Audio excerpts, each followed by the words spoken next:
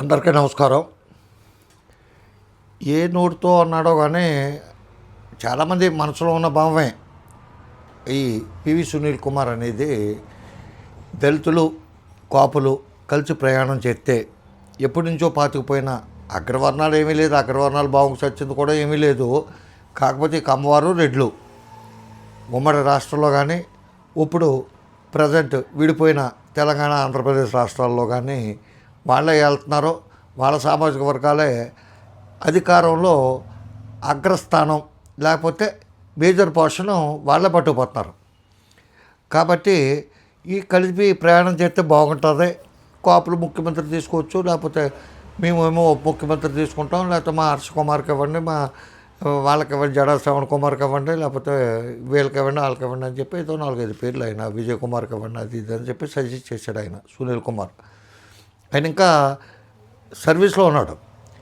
ఈ మధ్యన ఒక పండిత పుత్రిని అంటారో పుత్రిక అంటారో మరి తెలీదు, పండితుల యొక్క కుమారులని పండిత పుత్రుడు అంటారో, అలాగే ఒక పండిత పుత్రిక లేకపోతే ఒక పండితుని యొక్క కుమార్తె బయలుదేరింది. ఆవిడ అన్ని క్యాస్ట్ల గురించి కూడా చెప్పుకుంటూ విశ్లేషణ చేస్తున్నారు. అందుకే పండితుల దగ్గర నేర్చుకుని ఉంది కాబట్టి ఆవిడని ఆ విధంగా అన్నాను. ఆవిడ అన్ని కులాల గురించి మనకెందుకులే కానీ మా కాపుల గురించి ఏదో కెలికింది, ఈవిడ కెలికింది ముందు. వాళ్ళకెలకాలి వీళ్ళకెలకాలి అంటూ పుసుక్కుని ఈవిడ కెలికేసింది. ఆవిడ మాట పూర్తిగా వినండి. ప్రతి పదం చెప్పాలంటే 25 గంటలు పడుతుంది వీడియో. అంత భావం వచ్చేలాగా ఒక్క నిమిషంలో చెప్పేసింది ఆవిడ. వినండి, ఒకసారి వినండి. మళ్ళీ ఇప్పుడు కాపుల్ని కెలకాలి, కాపుల్ని లాగాలి, అప్పుడే జగన్మోహన్ రెడ్డి గారు సీఎం అవుతారు. దానికి ఏం చేయాలి? పవన్ కళ్యాణ్ గారు, చంద్రబాబు నాయుడు గారు, లోకేష్ గారు వీళ్ళ మధ్య నిట్ట నిలువున చీలిక రావాలి.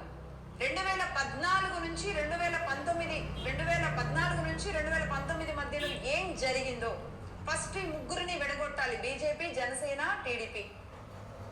నెక్స్ట్ ఇప్పుడు ఏం జరగాలి? ఇప్పుడు కూడా అదే జరగాలి. ఫస్ట్ వీళ్ళ మధ్య మీరు ఆవిడ మాటల్లో పడిపోతారేమో. ముందు ఆవిడ చేతికి ఇక్కడ ఒక రుద్రాక్ష ఏదో కట్టుకుంది, దాని గురించి కూడా చెప్తాను, మీరు అది వినండి. పాయిజన్ ఎక్కించాలి. స్లో పాయిజన్ అంటారు కదా, స్లో పాయిజన్ ఎక్కించాలి.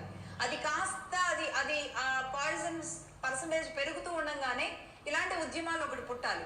దీనికి కొంతమంది ప్రభావితం అయిపోయి జెండాలు పట్టుకొని రాష్ట్రం లేదు, రాష్ట్ర అభివృద్ధి లేదు, భవిష్యత్తు లేదు, నా వాడేంటని లేదు, ఎంతవరకు పెన్షన్లు వస్తాయో లేదంటే ప్రభుత్వ పథకాలు వస్తాయో అట్లా తిందామా, జెండాలు పట్టుకొని ఉరుకుదామా, కాసేపు పరుగులు పెడదామా, మళ్ళీ వచ్చి కూర్చుందామా. నిజంగా ఆంధ్రప్రదేశ్ స్థితి చూస్తుంటే చాలా బాధేస్తుంది. ఈ ఒక్క సునీల్ కుమార్ మాట్లాడిన ఈ మాటకి ఇంత ఆగ్రహంగా చెప్పాల్సిన అవసరం ఏంటి అని మీకు అనిపించవచ్చు, కానీ నిజంగా ఒక్కసారి స్టేట్లో అబ్బే మాకేమీ అనిపించలేదమ్మా, దాన్నే భయం అంటారు. మాకు ఏదో అనిపించేసి 190 ఏమీ అనిపించలేదు, భయం అంటే అదే.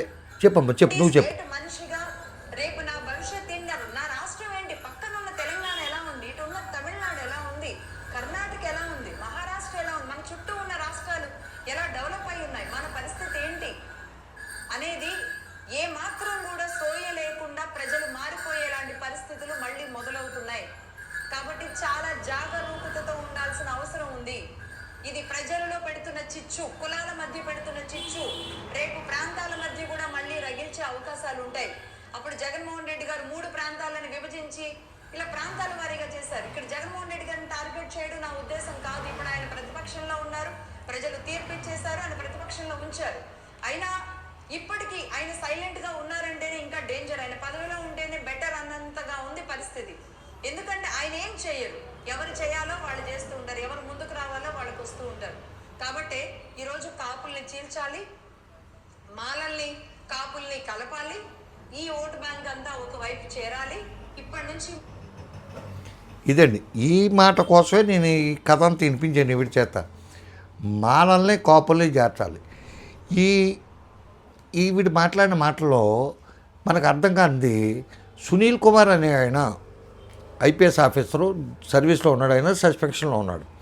అతను దళితులనే పదం ఉపయోగించాడు కానీ మాలనే పదం ఉపయోగించినట్టు నేనైతే వినలా. సబ్జెక్టు కరెక్షన్, ఒకవేళ ముందు ఏమైనా మాట్లాడాడేమో కానీ నాకు వచ్చిన ఒక క్లిప్, చిన్న రీల్ కానీ లేకపోతే షార్ట్ కానీ, అందులో అయితే దళితులు కాపులు కలిసి ప్రయాణం చేద్దాం అనే ఉద్దేశంతో మాట్లాడినట్టే చాలాసార్లు ఆయన ఉపయోగించిన పదం.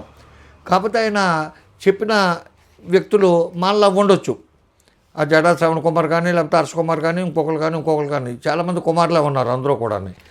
దళితులు ఒకళ్ళ అంటే ఈవిడ ఉద్దేశం ఏంటంటే ఇక్కడ మాదిగలు ఇక్కడ సంఖ్యాబలంగా ఆంధ్రప్రదేశ్లో తక్కువ, తెలంగాణలో ఎక్కువ మంది ఉంటారు మాదిగలు. కాబట్టి ఆ ఉద్దేశంతో చెప్పిందో ఎందుకు చెప్పిందో ఒకటైతే కరెక్ట్. పివి సునీల్ కుమార్ చెప్పినా లేకపోతే వేరే వాళ్ళ మనసులో ఉన్నా ఎవరి మనసులో ఉన్నా నిజంగా ఇదంటూ కార్యరూపం అంటూ ధరిస్తే, ఇది కార్యరూపం అంటూ ధరిస్తే దళితులు కాపులు అనేవాళ్ళు కానీ కలిస్తే తెలంగాణలో కానీ ఆంధ్రప్రదేశ్లో కానీ ఫస్ట్ తుక్కు అయిపోయి ఏంటంటే 3 కమ్యూనిటీలు. ఒకటి కమ్మవారు ఆంధ్రాలో మటాష్ అయిపోతారు, అందరూ ఇంకా తిరిగేది లేదు, అట్లా మళ్ళీ కనపడరు, భూస్థాపితం అయిపోతారు. రెడ్లు అదే పరిస్థితి, తెలంగాణలో కూడా రెడ్లు కూడా అదే పరిస్థితి, వెలమ దొరలు కూడా అదే పరిస్థితి. వస్తే గిస్తే తెలంగాణలో ఈ దళితులు బీసీలు కలిపిన సామాజిక వర్గాల్లోంచి ఒక నాయకుడు ఎవడైనా ఉద్భవించవచ్చు. డెఫినెట్గా ఆంధ్రప్రదేశ్లో కోపల్లోంచి ఒక నాయకుడు ఉద్భవించాడు, ముఖ్యమంత్రి అవుతాడు. ఆవిడ చేతుకున్న అది ఎందుకు చూడమన్నానంటే ఇప్పుడు పండగలో అన్నీ కూడా పంచేసుకుంటారు. ఎందుకంటే నేను కూడా ఏదో పెట్టుకున్నాను, నాకు ఏదో తాయితీ ఎవరో ఇస్తే ముస్లిం సోదరుడు ఇస్తే కట్టుకున్నాను. ఒకవేళ తాయితులు ఇటువంటి కట్టుకుంటూ కమ్మవారికే తప్ప ఇంకా వేరే వాళ్ళు కట్టుకోకూడదు అంటే గమనిప్పేద్దాం. ఆవిడ కమ్మ సోదరి సంక్రాంతి కమ్మవారి పండుగ అని చెప్పింది. తాయితులకు కానీ లేకపోతే ఇటువంటి చేతులకు కట్టుకుని అమ్మవారి గుడిలోనూ అక్కడ ఇస్తారు ఈ తాళ్ళు.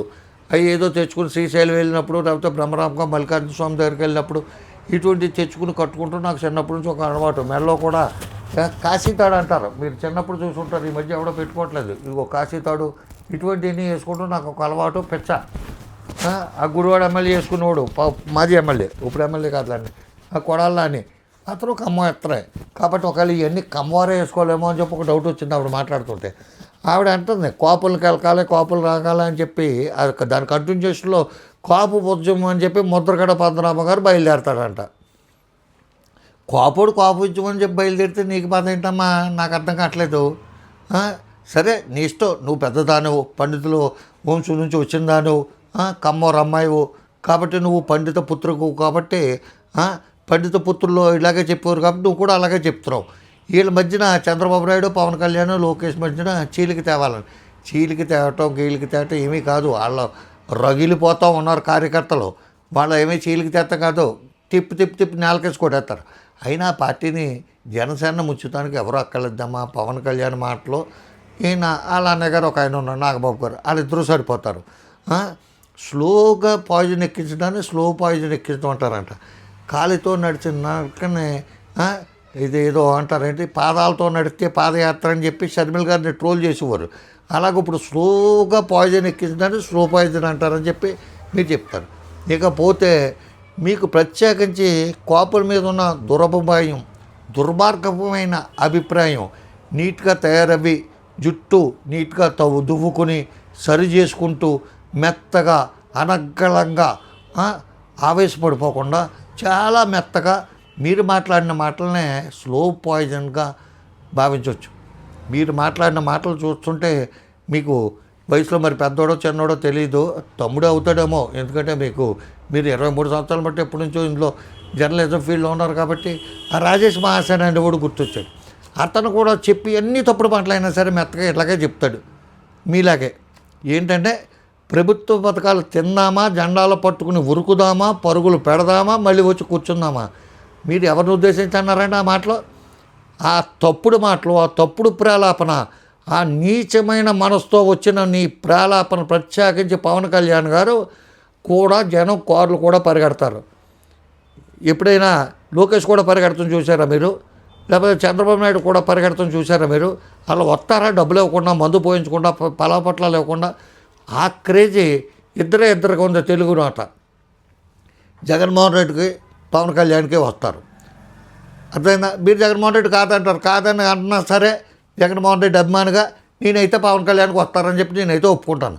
మీరు ప్రత్యేకించి కాపుల్ని టార్గెట్ చేస్తూ ప్రభుత్వ పథకాలు తింటూ జెండాలు పట్టుకుని ఉరుకుదామా, పరుగులు పెడదామా, మళ్ళీ వచ్చి కూర్చుందాం. నీకంత బాధ ఎందుకమ్మా? జెండాలు పట్టుకుంటున్నా, ప్రభుత్వ పథకాలు తింటా, ఎవడబ్బా సొమ్ము అని చెప్పి, ఎవడ బాబు సొమ్ము అని చెప్పి, ఎవడ జేబులో సొమ్ము ఎత్తాడు? ప్రభుత్వ పథకాలు తిన్నావా? వాళ్ళ ఫ్యాక్టరీలోంచి, వాళ్ళకున్న పరిశ్రమలోంచి, వాళ్ళు సంపాదించిన డబ్బుల్లోంచి ఏమన్నా నెలకు పట్టుకొచ్చి ఫంక్షన్ ఇస్తారా? మీరు ఓట్ల కోసం చేసే డ్రామా, మీరు ఓట్లు అడుక్కోవటం కోసం, అధికారం కోసం, ఆ పేరు కోసం, ఆ దర్పం కోసం మీరు పెద్ద పెద్ద కొట్టుకుంటున్నారు. మాకు 4,000 3,000 పాడేస్తారు. మీరు ఒక్క సునీల్ కుమార్ మాట్లాడిన ఒక మాటకింత ప్రకంపనలు వస్తే రేపు నిజంగా కానీ ఇదంతా కానీ జరిగితే ఆ భగవంతుడి దయ వల్ల వాక్ ఓవర్ ఇచ్చేస్తారు. మీరు ఎలక్షన్లో కూడా కంటెస్ట్ చేయరు. ఇది మాత్రం జరిగి తీరుతుంది. మీరు ఇంత ఆగ్రహపడిపోయి ఆవేశపడిపోయి ఒక్క మాటకే ఎందుకు ఆవేశపడిపోతున్నానంటే, ఇంత అయిపోతున్నానంటే, అంత అయిపోతున్నానంటే అన్నారంటే మీలో చర్చ జరుగుతుంది. ఇప్పుడు తెలుగుదేశం, బీజేపీ, జనసేన కూటమిని విచ్ఛిన్నం చేస్తాం కాదు. ఇప్పుడు కాపులు దళితులు కలవకుండా వాళ్ళని విచ్ఛిన్నం చేస్తమే మీకు ఒక ప్రథమ ప్రాధాన్యంగా ఉంది. కాబట్టి మీలాంటి చిన్న చిన్న పెయిడ్ ఆర్టిస్టులని వదులుతారు. కాబట్టి దీనికి పూరక్షేపణగా కాపుల చరిత్ర చెప్తాను, కమ్మోళ్ళ చరిత్ర చెప్తాను, బీసీల చరిత్ర చెప్తాను. ఎవరమ్మా నువ్వు? ఎంత చరిత్ర గురించి ఎంత రీసెర్చ్ చేసేసావు? ఆ గూగుల్లో కొట్టి వచ్చినాయి అన్నీ చెప్పి అది చరిత్ర అనుకుంటావా? నీ ఇష్టం వచ్చేట్టు మాట్లాడి, నీ ఇష్టం వచ్చేట్టు చెప్పి, నీ ఇష్టం వచ్చేట్టు స్టేట్మెంట్లు ఎత్తు కొంచెం తగ్గించుకుంటే, నీకు అంతగా ఇవ్వదలుచుకుంటే నీ కాస్ట్కి సంబంధించి, నీ కుటుంబానికి సంబంధించి, నీ వంశ చరిత్రకు సంబంధించిన స్టేట్మెంట్లు ఇచ్చుకో. అంతేగాని అందరి జోలికి అందరు వాళ్ళు కలిసిపోతున్నారు, వీళ్ళు కలిసిపోతున్నారు, వాళ్ళని ఎడగొట్టాలనుకుంటున్నారు, వీళ్ళు ఎడగొట్టాలనుకుంటున్నారు, కులాల మధ్య చిచ్చు పెడతారు, అవి పెడుతున్నారు. కాపు ఉద్యమం అని చెప్పి ముద్రగడ బయలుదేరుతున్నాడు, ఇంకో ఉద్యమం ఇంకొకటి బయలుదేరుతున్నాడు. నువ్వు ఎవరు బయలుదేరారు? నువ్వు చెప్పే తల్లి నీకు దండం పెడతాం. వాళ్ళే బయలుదేరుతారు. ఎందుకు గొడవ? ఎందుకు? మనలో మనకి ఏమన్నా అంటే ఆడదానం అయిపోయావు. మొగుడైతే ఏదో ఒక గమ్మున ఒక మాట అన్నా ఏదో అందముల బావులో అలాగా విన్నట్లేదు. బుద్ధి జ్ఞానం లేని మాసేన్ రాజేష్కి మాట్లాడిన అన్నీ ఏదో మాటలు మాట్లాడతారని చెప్పారు. నిన్ను పుసుక్కులు అలా కనగలవా? కొంపడిపోదా? అసలే ఆడవాళ్ళు చరిత్ర కానీ, ఆడవాళ్ళ యొక్క ఫైటింగ్ కానీ, వాళ్ళ యొక్క నేచర్ కానీ చూస్తుంటే, పోరాడే తత్వం కానీ చూస్తుంటే ఝాన్సీ లక్ష్మీబాయి సరిపోద్దా? అందుకని చెప్పి భయం వేసే ఎక్కువ మాట్లాడకుండా క్లుప్తంగా చెప్పింది ఏంటంటే, నువ్వు ఎంతలో ఉండాలో అంతలో ఉండమ్మ తల్లి. అమ్మ ఉంటాను. నమస్కారం. రామాంతరావు. జై హింద్.